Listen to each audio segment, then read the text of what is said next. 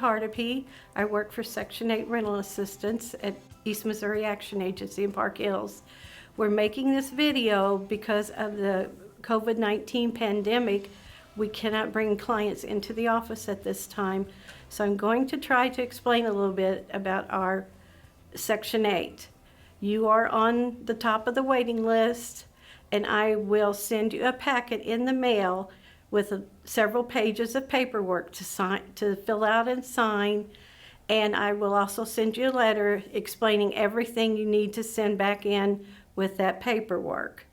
And those things will include birth certificates for everyone in the family, Social Security cards for everyone in the family, photo IDs for everyone over 18, and also any and all sources of income in the family. Income, all the forms of income may include wages, unemployment, Social Security, SSI, Social Security disability, any form of pension, annuity, and also any monies that family and friends may give you each month. Once I get the paperwork back and you have sent in everything, I will check to see that if you're approved for our Section 8 housing assistance. There are income guidelines according to your family size. If you are approved, I will write you up a voucher and send it to you along with a request for tenancy, which when you find a place, you can take that to the landlord and they will fill it out, and there's a portion you fill out on the back, and then it has to be brought back to the office so the place can be inspected. As of right now, we're not doing inspections, but we send the landlord a self-certification paper, and then it can be inspected at a later date when we can get into the homes of our clients. Once I write you up a voucher, it is good for 60 days. That gives you 60 days to look for a place. If you cannot find anything within that 60 days, all you have to do is call me and I can extend that voucher. We can give you up to 120 days total to find a place to live. You can always call the office. Our number is 431-5391, and you can ask any questions for anyone in the housing office. Most anyone can answer any of your questions.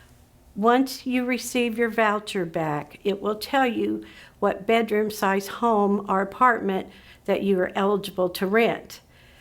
If it's just an adult and a child, that would be a 2-bedroom voucher. Depending on how many children in your home, depending on the ages and the sexes, boy or girl, it will determine your voucher size. Then you can look for a place to live. If you find something you like, ask the landlord, tell him you are a 2 or 3 bedroom voucher, ask him how much the rent is. And then you can call us and we can tell you if that's within our guidelines. Also, I want everyone to be aware we do not pay deposits. We don't have any funds for that at this time, but some landlords will work with you over a 2 to 3 month period to pay your deposit. Once you find a place, it's inspected, it passes, you can move in immediately. All the inspection papers will go back to your particular caseworker. There are 3 different caseworkers in our office. It's me, there's Casey, and there's Pearl. And your paperwork will come back to one of us. We will print up the contracts, the lease, everything, and then instead of you coming in to sign, we will have to mail it to you. Mail it, sign it, date it, get it back to us as soon as possible, because then we have to have the landlord sign everything. Once it's all back, we can start helping you with your rent. Now, your portion, of course, is due on the 1st of the month. The portion we pay the landlord, you do not have to worry about at all, because what we pay them goes directly into the landlord account. So you don't have to be involved in that. Now, if there are repairs at any time, if it's an emergency, example is a stool overflowing, then please call your landlord immediately, because he does need to get that fixed. You are responsible for any damages beyond normal wear and tear. Otherwise, if it's something, a water leak, then the landlord will come and fix that. When you go look at a place, you might look under the cabinets, see if there's any water leaks. Make sure you don't see bugs in the cabinets, several different things. They do have to have smoke detectors. If there's anything that's natural gas, they have to have carbon monoxide detectors. 4 or more steps, inside or out, has to have a handrail. They do look also for chipped or peeling paint. They don't want any tripping hazards for anyone. So they do want a good, clean, nice place for our tenants to live. But then it is your responsibility to take care of the unit and to not damage it in any way. If you break a window, if you put a hole in the wall, that is your responsibility to please get it fixed.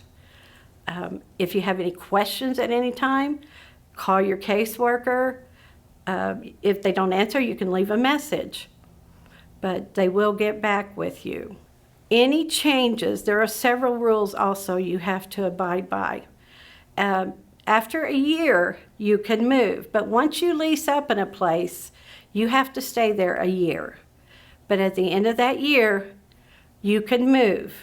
You can port anywhere in the United States, which means you can move in any other state and take your voucher with you, or you can just move to another county, you can move to another town, but you do have to stay at your place of residence for a year. You have to always report any changes in income within 7 business days. And also, say there's a new baby in the household, we need that information within 7 business days if possible. We will need birth certificate, social security card. If you change jobs, we need that. One of our other rules is only the people that you have put on the lease can reside in your unit. If there is an emergency, example, within your family, someone becomes homeless, please call us, and if the landlord approves, we can let you move them in for a certain period of time. Another rule is, of course, your portion of the rent, I think I went over that, has to be paid directly to the landlord. You have to keep the utilities on in your name at all times. If your utilities get shut off for any reason, you will have to have them turn back on within 5 days. And there is help at our Deloge outreach office or any of the other outreach offices if you do get a disconnect notice. They may be able to help you with that. If anyone in your home commits a criminal activity while you're on our program, that could be grounds for termination. We run a criminal report every year before we do your recertification. Now, at this time, we cannot go in and physically do inspections, but we will do them before the end of the year, hopefully. And then you will not have another inspection for 2 years. We do them every other year. But you will have a recertification every year. And it is another example of paperwork sent to you that you have to fill out, mail back in, along with everything that is listed on the letter. After the first year, if you would like to move, you come in and let us know or call us and say, I'd like to move, would you send me paperwork?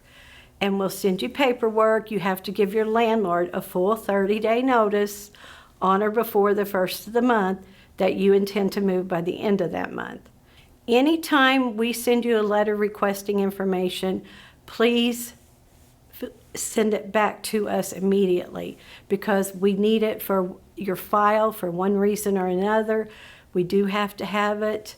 If you change and get a P.O. box or something, please make us aware of that you want to have your mail sent to this P.O. box.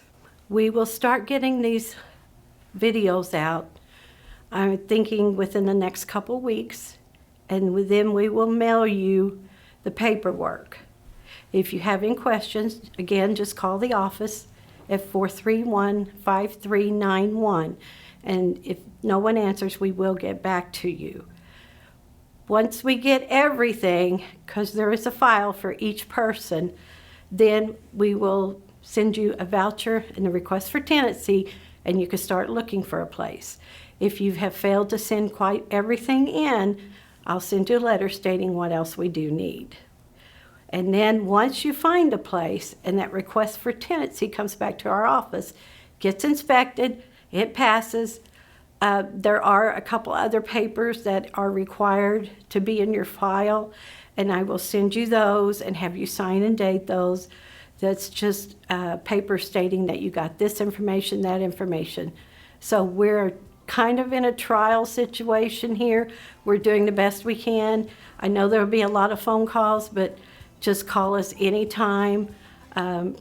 There are people there Monday through Thursday right now. We do not work on Fridays. We do work longer hours Monday through Thursday. If you have any questions, please call. Thanks.